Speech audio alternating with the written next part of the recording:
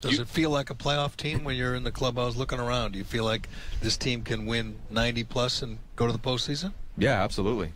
We have a lot of talent on our team. Our pitchers are very talented. We have a lot of talented position players, and it's just a matter of putting it all together and going out there and performing well. We asked we were just talking about this. What has to happen for that to work, everything to break right?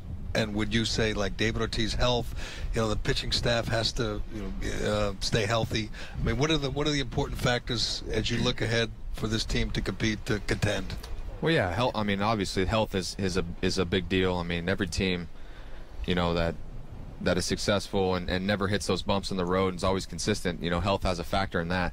But I think guys stepping up. I mean, that's one of the big things when you look at teams that go on to win the World Series. Look at us in 2007. I don't think anybody thought Okajima would do what he did in the bullpen, or nobody thought I would play the way I did in 2007. So there's always guys that step up and fill roles, and that's what makes certain teams special. So that's what we need. Dustin, this might be a more fair question to ask you, 3, 4, 5, 6 weeks down the road, or certainly in the middle of the season. But what do you see the difference being with John Farrell in that manager's corner office as opposed to last year? We just spoke to him here this morning, and I got a completely different sense when we sat here with Bobby Valentine a year ago. There didn't seem to be any agenda with Farrell. He looks you in the eye. He seems to be a straight shooter. Does that seem to translate already? Do you get that sense that that's the kind of guy he is? And you know him from before, obviously. Yeah. That's what we've known before. I mean, John, if you have a question about something with John, you just – I would just ask him, hey, what do you think? Where do you want me to play here? And, he would give me, a direct answer. There was nothing more to it, and you appreciate that. And, because in our game, I mean, there's so many situations that go on throughout the course of the year. You're looking for something. You're looking for something to do. You know what I mean? You're looking for an idea or anything when you're on the field, or advice, if you're struggling or something like that, and you appreciate it. How toxic was it at the end between the 25 guys and the manager of the club last year? Because by most accounts, there weren't very many people in his corner. They thought he had an agenda. They thought there was always something going on behind the sines. How toxic was it, Dustin? No, I mean, I never looked at it like that. I mean, we didn't play well all year. I mean, Bobby wasn't the cause of that, in my opinion. I mean, a manager will never, in my opinion, mess up the whole team or anything. I mean, it's the players that do that. It's our responsibility to go out there and play good, and we didn't. And I'm not going to throw Bobby under the bus or anything like that. I mean, I had some things that I disagreed with him early in the year, but he didn't lose any games for us. That's for sure. It was us. Do you look around at all these new guys and think that it's going to be different because there was a concerted effort to get good guys, character guys, and maybe their abilities on the field were secondary, which is unusual. Is that important to you, and do you think that clubhouse chemistry will translate to wins? Well, I mean, the guys that we brought in, it's not like they're just, like class clowns and just coming to hang out. Those guys can play. Those guys. The guys that we brought in, they're not just character guys. They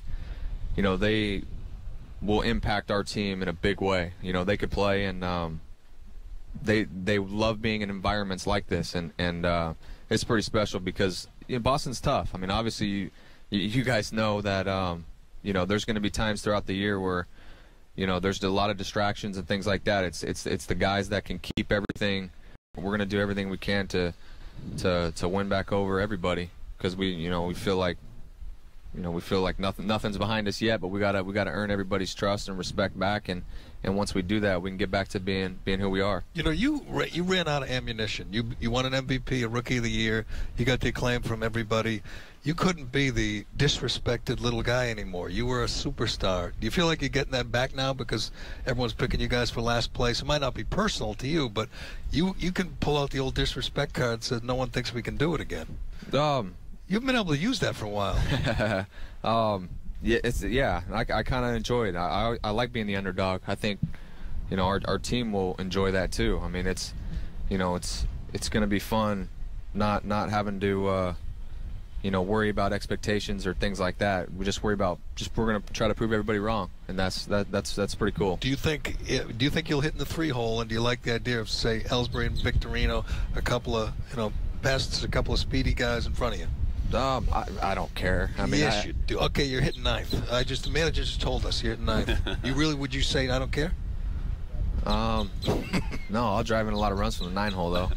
No, it does. Honestly, like second, third, it doesn't matter. No, I mean if John came up to me today and said, "Hey, man, we want to hit L's third, and you have to hit leadoff," I'd say, "Okay, no." You would? Yeah, whatever you need. When you hit cleanup, didn't you think it was kind of cool when you went up to the bat? You kind of flexed a little bit and said, "I'm batting cleanup in the major leagues." It was a little different. We had a bunch of injuries though. Like I know. That's so. I knew I wasn't going to continue to be a cleanup hitter, which I should have been. Tito, man, he's not too bright, is he?